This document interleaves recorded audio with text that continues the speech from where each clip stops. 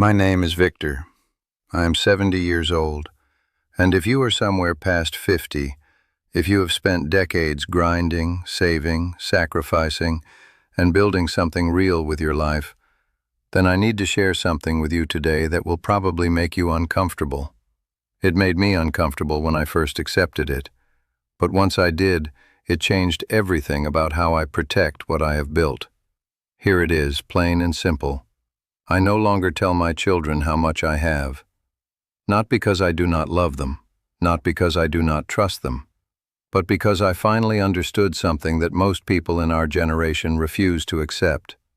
The moment your children know the size of your wealth, the entire dynamic of your relationship shifts, and it rarely shifts in your favor.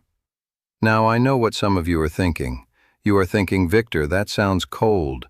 That sounds like something a bitter old man would say. And I understand that reaction. I had that same reaction years ago when someone I deeply respected told me the exact same thing. He said, Victor, the greatest threat to your legacy is not the market, it is not inflation, it is not even bad advice from a financial planner. The greatest threat to your legacy is premature transparency. I did not understand what he meant at the time. I thought transparency was always a virtue. I thought being open about finances with your adult children was the responsible thing to do. I thought it built trust. I thought it prepared them. I was wrong, and I spent years learning exactly how wrong I was. Let me explain what actually happens when your children know the full picture of your financial situation. And I am not talking about theory here. I am talking about patterns I have observed over and over again across dozens of families, including my own experience. The first thing that changes is urgency. When your adult children know there is a significant inheritance waiting for them, something subtle but powerful shifts in their psychology. The fire dims. Not always immediately, not always dramatically, but it dims. That internal engine that drives a person to build something of their own, to take risks, to push through discomfort. That engine loses fuel when the finish line has already been crossed for them. They may not even realize it is happening. They may still work hard. They may still show up every day. But the edge is gone. The desperation that forges real character, real resilience, real financial intelligence. That desperation gets replaced by a quiet comfort. And quiet comfort is the enemy of greatness. I have watched brilliant, capable adults slowly coast once they learned the full scope of what was coming to them. Not because they were lazy, not because they were greedy, but because the human brain is wired to conserve energy when survival is no longer at stake. This is not a character flaw. It is biology. And if you ignore biology, you will lose the battle every single time. The second thing that changes is the way they see you. This one is harder to talk about because it involves something none of us want to admit. When your children know exactly how much you are worth, you stop being just their parent. You become a financial variable in their life planning. Again, they may not do this consciously. They may not sit down and calculate what your passing means for their mortgage or their retirement or their children's education. But the knowledge is there, sitting in the back of their mind like a quiet hum. And that hum changes the frequency of the relationship. Conversations become subtly different. Requests become slightly more frequent. Opinions about your spending, your lifestyle, your choices, they carry a new weight that was not there before. You start to sense it.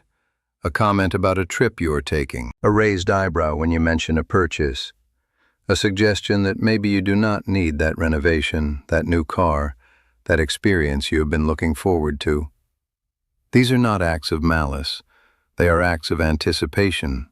And anticipation of inheritance is one of the most corrosive forces in family dynamics. The third thing that changes, and this is the one that finally convinced me to change my approach entirely, is the way conflict gets handled. In any healthy family, there are disagreements, there are tensions, there are moments where people need space, where feelings get hurt, where misunderstandings happen. That is normal. That is life. But when there is a known sum of money in the background, conflict takes on a different dimension. Suddenly, disagreements carry financial consequences. Suddenly, there is an unspoken calculation happening during every argument. If I push too hard, does that affect my position? If I speak my mind, will that change the will? If my sibling is closer to the parent right now, does that mean a larger share? These calculations poison the well of honest communication. They turn family gatherings into subtle chess matches. They transform genuine love into something that has to constantly prove itself against the suspicion of ulterior motive. I have seen families torn apart not by the actual distribution of wealth, but by the anticipation of it. The money had not even moved yet, and the damage was already done. Now, I want to be clear about something. I am not saying your children are bad people. I am not saying they are scheming or manipulating. What I am saying is that human nature has predictable patterns, and those patterns do not care how good your children are. The awareness of significant wealth triggers responses that are deeply embedded in our psychological wiring. It triggers entitlement, even in people who have never been entitled before. It triggers dependency, even in people who have always been independent. It triggers rivalry, even among siblings who have always been close. And it triggers a subtle but devastating shift in how people perceive their own capability. Because why would you build a fortress if you already know someone is going to hand you the keys to one? So what do I do instead? Let me walk you through the framework I developed after years of watching this play out. And I want to be honest with you, this was not easy. This required me to let go of a very deep need to be appreciated for what I had built. Because that is part of it too. We want our children to know. We want them to see the scope of what we accomplished. We want that recognition. And that desire, while understandable, is one of the most dangerous impulses a wealthy person over 60 can have. The first principle is what I call strategic opacity. This does not mean lying. I never lie about my financial situation. If asked directly, I give honest but deliberately incomplete answers. I might say I am comfortable. I might say I have planned carefully. I might say I have good advisors handling things. What I do not do is give numbers. I do not give account balances. I do not give portfolio valuations. I do not give real estate appraisals. Numbers are what trigger the psychological cascade I just described.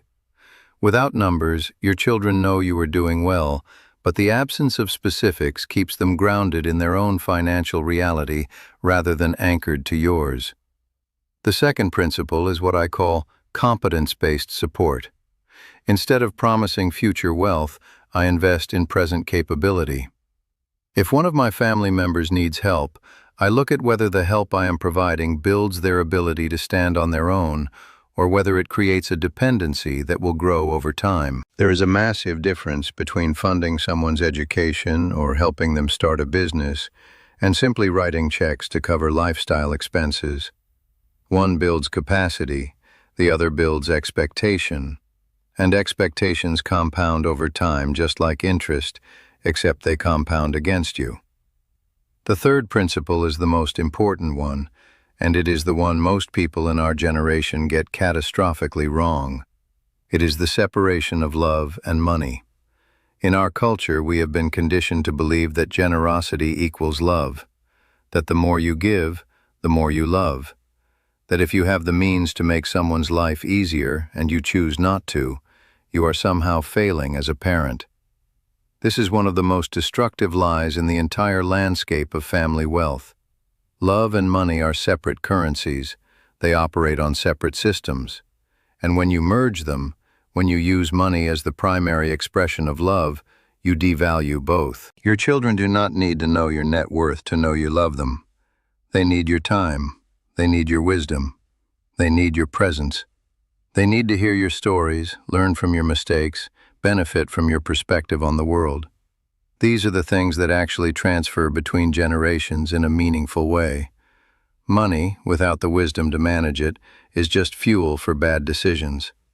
Let me give you a number that most people in our position never think about. Studies have consistently shown that roughly 70% of wealthy families lose their wealth by the second generation, and 90% lose it by the third. 90%. Think about that for a moment. Almost every fortune built by someone in our generation will be completely gone within the lifetime of our grandchildren. And the primary reason is not bad investments or market crashes or inflation. The primary reason is that the wealth was transferred without the corresponding transfer of financial intelligence, discipline, and hunger. The money moved, but the mindset did not. When you tell your children the full scope of your wealth, you are essentially handing them the answer key to a test they have not studied for. And anyone who has ever been handed an answer key knows what happens next. You stop studying. You stop preparing. You stop developing the intellectual muscle required to actually understand the material. And then, when the test changes, when life throws something at you that the answer key does not cover, you are completely unprepared. This is why I shifted my entire approach. Instead of preparing my wealth for my children, I started preparing my children for wealth. And those are two fundamentally different projects. Preparing wealth for children means setting up trusts, writing wills, organizing accounts, and making sure the transfer is smooth. That is the easy part. Any competent estate attorney can handle that. Preparing children for wealth means teaching them how money actually works, not in theory but in practice. It means letting them struggle enough to develop real financial resilience. It means having honest conversations about the psychology of money, about the traps of lifestyle inflation, about the difference between assets and liabilities, about how wealth is not a number in an account, but a set of habits and decisions that compound over decades. I had to accept something that was very difficult to accept. The best thing I can do for the people I care about is not to give them my money. It is to give them the skills, the mindset, and the discipline to build their own. Because money you earn teaches you everything. Money you inherit teaches you nothing. And the gap between those two educations is where most family wealth goes to die. Now, some of you might be wondering about the practical side of this. What about estate planning? What about making sure the transition is smooth when the time comes? These are legitimate concerns, and I take them very seriously. But here is the key distinction. My estate plan is handled by professionals. It is thorough, it is updated regularly, and it will execute exactly as intended when the time comes. But the details of that plan are between me and my advisors. The people in my life do not need to know the specifics to benefit from the plan. In fact, they benefit more by not knowing, because it allows them to live their lives based on their own ambitions rather than on the anticipation of mine. There is also a deeply practical security concern that most people overlook. The more people who know the details of your financial situation, the more vulnerable you become. And I am not just talking about the obvious risks, like someone sharing information carelessly, or a family member's spouse having access to details they should not have. I am talking about the way financial knowledge changes the power dynamic in relationships. Information is leverage, and when you give someone precise knowledge of your wealth, you are giving them leverage whether you intend to or not. In negotiations, in disagreements, in moments of conflict, that information becomes a tool, and tools get used. I want to talk about something else that happens when you stop sharing financial details with your children. Something unexpected and profoundly positive. Your relationships get cleaner. When the money fog lifts, you start to see the real shape of your connections. You find out who calls because they want to hear your voice, and who calls because they need something. You find out who values your opinion for its wisdom, and who values it because they are managing your perception. You find out who respects your autonomy and who resents it. This clarity is a gift. It is painful at first, I will not lie to you about that. But it is a gift. Because the relationships that survive the removal of financial transparency are the real ones. Those are the ones built on genuine love, genuine respect, genuine connection. And those are the only relationships worth having at this stage of life. I know there are people watching this who disagree with me, who believe that total financial transparency with adult children is the right approach, and I respect that perspective. But I would ask you this: how many families have you personally watched fragment over inheritance disputes? How many siblings have you seen stop speaking to each other because of money? How many adult children have you watched lose their drive because they knew a safety net of significant size was waiting? If you have lived past 60 and you have not seen at least one of these scenarios play out in your circle, then you have lived an extraordinarily unusual life. The pattern is clear, the data is clear, and my own experience is clear. Protecting your wealth is not just about portfolio allocation and tax strategy. It is about information management. It is about understanding that the knowledge of your wealth is itself a form of wealth, and it must be guarded with the same diligence you apply to every other asset. At 70, I have learned that the most powerful position you can hold is one where people relate to you for who you are, rather than for what you have. That is not a philosophical platitude, it is a strategic reality. When the people around you do not know the details of your financial situation, every interaction is authentic, every gesture is genuine, every moment of connection is based on something real rather than something calculated. And at this stage of life, authenticity is worth more than any number on any statement. I will leave you with something that took me decades to understand. The greatest inheritance you can leave is not money. It is the example of a life lived with discipline, with intention, with the courage to make unpopular decisions in service of something larger than comfort. Your children do not need your wealth to thrive. They need to see that you believed in them enough to let them build their own. That is the real legacy. That is what survives. Not the account balances, not the property, not the portfolio. What survives is the standard you set, the expectation you held, the quiet, unwavering belief that the people you love are capable of more than you could ever hand them. That is what I have learned at 70, and it is the most valuable thing I own.